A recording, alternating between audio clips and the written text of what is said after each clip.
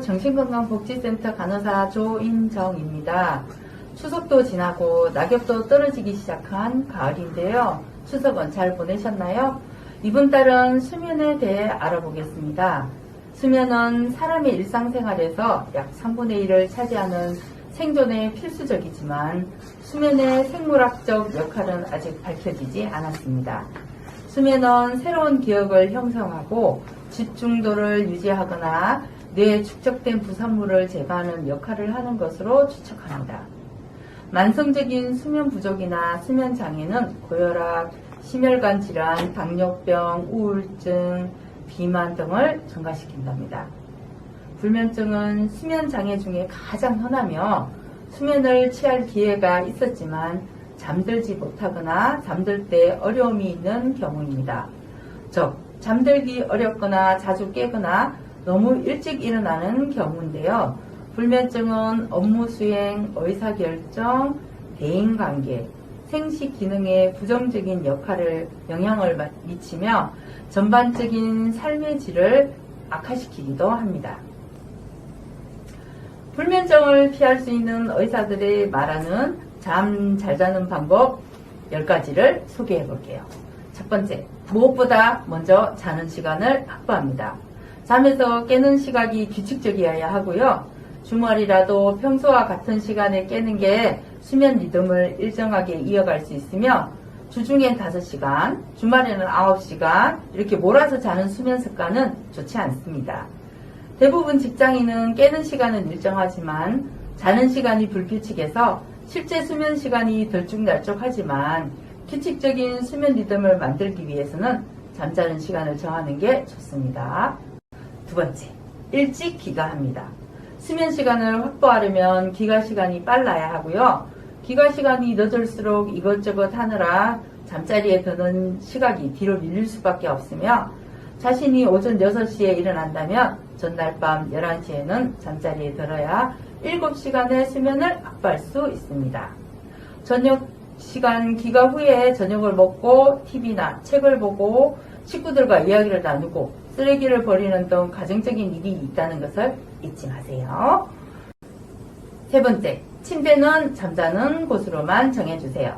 침실에서 TV도 보고 숙제도 하고 스마트폰도 만지작거리면 사람이 많은데 이는 숙면을 취하는 행동과 정반대의 생활입니다.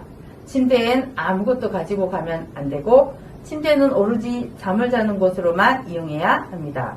또 침실 창문엔 커튼을 쳐서 외부의 빛이 들어오지 않도록 한 후 잠을 청합니다.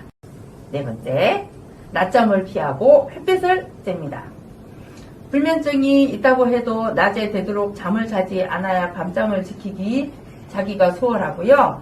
낮에 졸리면 밖으로 나가 햇볕을 쬐며 산책하는 편이 밤잠에 좋으며 햇볕을 충분히 쬐일수록 밤에 수면 호르몬 멜라토닌이 분비됩니다. 반대로 밤에 잘 때는 모든 빛이 수면의 적입니다. 침대에서 스마트폰이나 TV를 보다가 자는 사람이 있는데 불빛이 있으면 멜라토닌이 분비되지 않아 잠이 오지 않습니다. 다섯 번째, 저녁에 커피를 삼간다. 연구에 따르면 세계적으로 스타벅스 매장이 느는 추세와 불면증 증가에는 일치한다고 합니다. 커피뿐만 아니라 홍차, 콜라 등 카페인 음료를 마시면 각성 효과가 최대 14시간까지 지속되며 이 때문에 잠을 이루기 어렵거나 오래 자도 수면의 질이 떨어집니다. 최소한 저녁엔 카페인 음료를 피하고 불면증 환자라면 오후 3시 이후부터 커피를 삼가는 게 좋습니다. 여섯 번째, 몸을 데운 후 잠자리에 듭니다. 자기 전 30분 정도만 따뜻한 물에 몸을 담가 체온이 약간 오른 상태에서 잠자리에 들면 다시 체온이 올랐다가 떨어질 때 잠이 잘 옵니다. 일곱 번째, 걱정거리를 노트에 적는다. 침대에 누우면 별의별 걱정거리가 떠올라 잠을 이루지 못할 때가 있죠. 특히 정신노동자들이 그런 경우가 흔하며 이런 사람은 자기 전에 노트에 걱정거리를 적어봐요. 해결 방법을 찾기 위해 머리를 쓰지 말고 그냥 떠오르는 생각들을 글로 씁니다. 잠생각이나 걱정거리를 종이에 옮겨 쓰므로 결론은 내일 내리기로 하고 편한 마음으로 잠자리에 들고 다음날 그 메모를 보면 해결 방안이 떠오르기도 하고 걱정할 필요가 없었다는 사실을 발견하기도 합니다. 8번째, 술은 숙면의 적으로 삼는다. 잠이 안 온다고 술을 마시는 사람이 많은데 술을 마시면 잠은 잘 옵니다. 그러나 자는 도중에 갈증 등으로 자주 깨물어 수면의 질은 나빠지고 있고요. 9번째, 운동도 때를 맞춘다. 매일 운동하면 숙면에 도움이 됩니다. 그러나 운동도 때가 있고 자기 전에 운동하면 흥분되어 오히려 잠을 설칠 수가 있어요. 매일 운동하되 잠자리에 들기 3-4시간 전에 마칩니다. 10번째, 핸드폰은 거실에 둔다.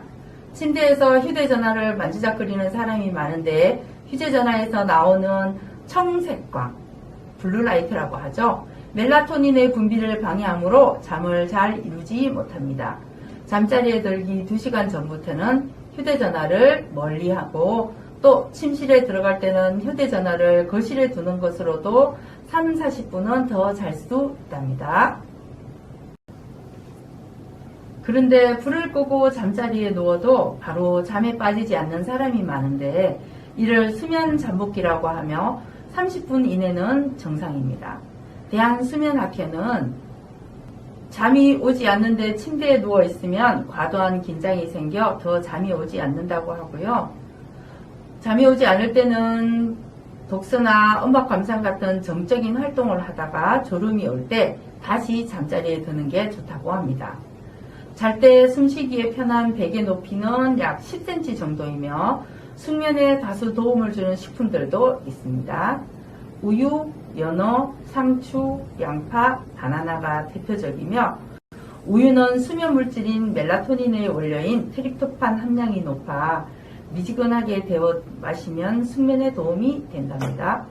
그리고 충분한 수면을 위해서는 낮에 햇볕을 쬐는 기회를 많이 만드는 게 중요해요.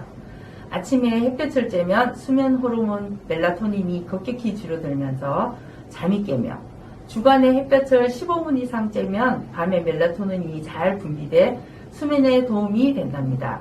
특히 오전 10시부터 낮 12시 이전에 쬐는 햇볕은 수면 건강을 위한 보약이라고 합니다. 햇볕이 좋은 가을입니다. 햇볕을 쬐러 나가볼까요?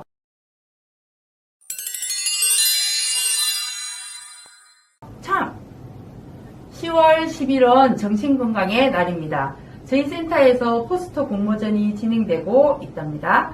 정신건강 편견 해소 또는 코로나19 극복 응원이 이 2가지 주제 중 한 가지 선택하시면 되고요. 8절 도화지에 그리시면 되고 도화지는 저희 센터에서 제공하는 것으로 인정되니 센터의 도화지를 받으러 와주세요. 그럼 모두들 방역수칙 준수하여 건강한 모습으로 다음에 또 만나요.